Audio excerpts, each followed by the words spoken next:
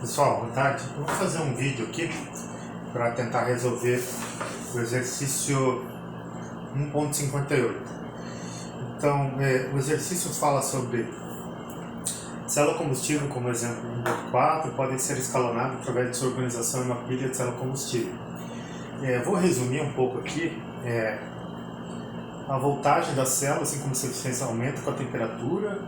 O ar e o hidrogênio alimentados na pilha são modificados para permitir a operação em temperaturas superiores. Porém, as membranas irão falhar em temperatura excedendo 85 graus.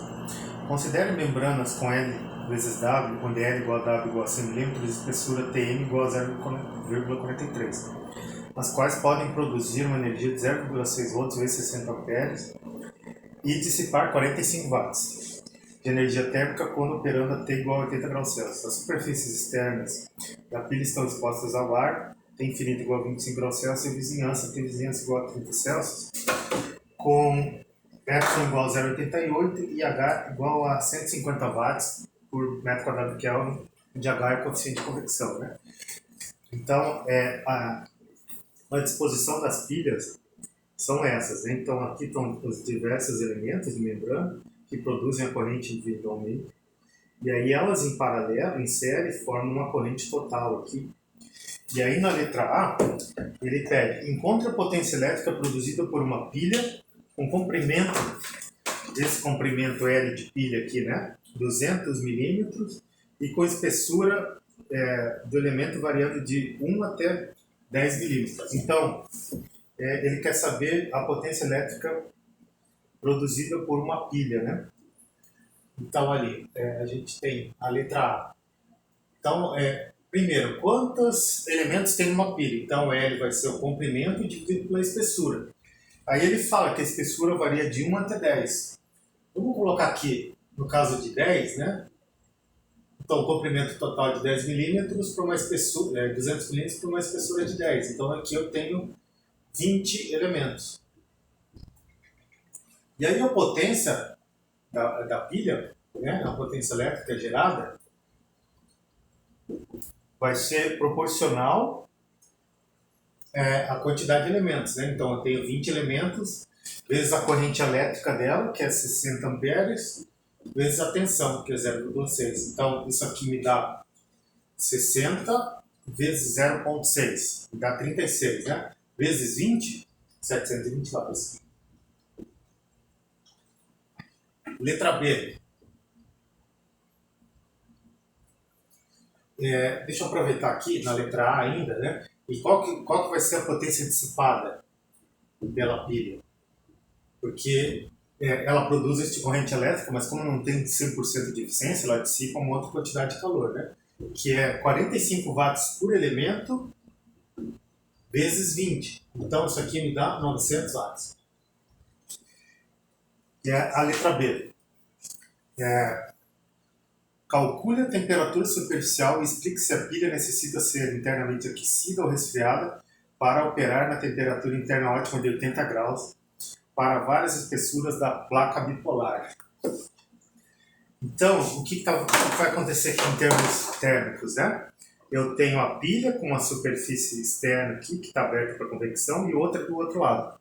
Então, eu vou perder por convecção e por radiação dos dois lados, e internamente a pilha vai me gerar essa quantidade de calor aqui, né? Dependendo do número de elementos e da temperatura. Então eu tenho que fazer um balanço, ó, balanço de primeira lei. É um balanço de energia.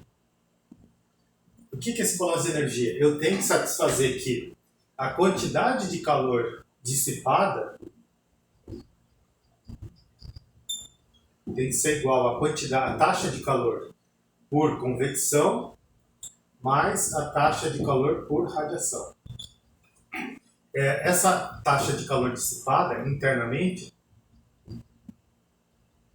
pela pilha combustível é 900 watts. O calor de convecção nós calculamos como? O calor de convecção é o coeficiente de convecção H vezes a área superficial de transferência de calor vezes a temperatura da superfície menos a temperatura do infinito. E o que é de radiação? O que é de radiação vai ser igual a constante de Stefan-Boltzmann vezes emissividade, vezes a área superficial de troca, que é a mesma para a convecção e para a radiação, vezes temperatura superficial elevado na quarta, menos temperatura da vizinhança elevado na quarta. Então, substituindo, o coeficiente de convecção, ele diz para nós que é 150 watts metro quadrado Kelvin, e aí a superfície é duas vezes, né? Tem duas superfícies, então é duas vezes, e ele diz para nós que essa placa tem 0,1 de altura por 0,1 de profundidade. Então é duas vezes 0,1 vezes 0,1 vezes o TS menos o T do infinito, que ele diz para nós que vale 25 graus. Já colocando em Kelvin, 298 Kelvin. Porque vejam bem, como aqui nós temos uma subtração, eu poderia ter colocado em graus Celsius. Mas aqui para radiação não pode, porque ela está elevada na quarta. Então aqui sempre tem que ser em Kelvin. E para manter a possibilidade de fazer o cálculo, eu tenho que manter a coerência nas unidades, tá? Então, vindo aqui para a radiação, quanto que é o sigma? A constante de Stefan-Boltzmann é 5,67 vezes 10 a menos 7. O epsilon é watt por metro quadrado Kelvin na quarta, né? O epsilon 0,88. A área, a mesma forma, né? Duas vezes a placa, que é 0,1 vezes 0,1. TS na quarta, menos o T da vizinhança, que é 30 graus Celsius, é 303 Kelvin. Na quarta também. Então, voltando aqui, ó, essa aqui nós vamos chamar de equação 1, então eu vou igualar. Quanto vale o Q dissipado? 900, né? Igual a... Isso aqui tudo, para facilitar, eu vou chamar de constante 1 e isso aqui de constante 2. Então vai ser constante 1 vezes T da superfície menos 298 mais constante 2 vezes T da superfície na quarta menos 303 na quarta. E é essa que é a pergunta, né? Quanto vale esse temperatura superficial? Porque se fosse só convecção, já estava resolvido. Bem fácil, né? O problema é esse cara na quarta. Então, para nós resolvermos uma equação que tem não linear com expoente na quarta, nós vamos precisar de um método numérico. E eu vou utilizar esse livro aqui do professor Sérgio Peters, da UFSC. Depois eu posso passar a cópia para vocês, né, que eu tenho contato direto com ele. Nós vamos usar o método de Newton-Raphson, seção 3.222. Então, o método do Newton-Raphson ele é muito bom para resolver esse tipo de equação, né? E o que eu preciso fazer? Primeiramente, eu preciso reescrever essa equação de forma que ela seja tratável com ferramentas de cálculo, né?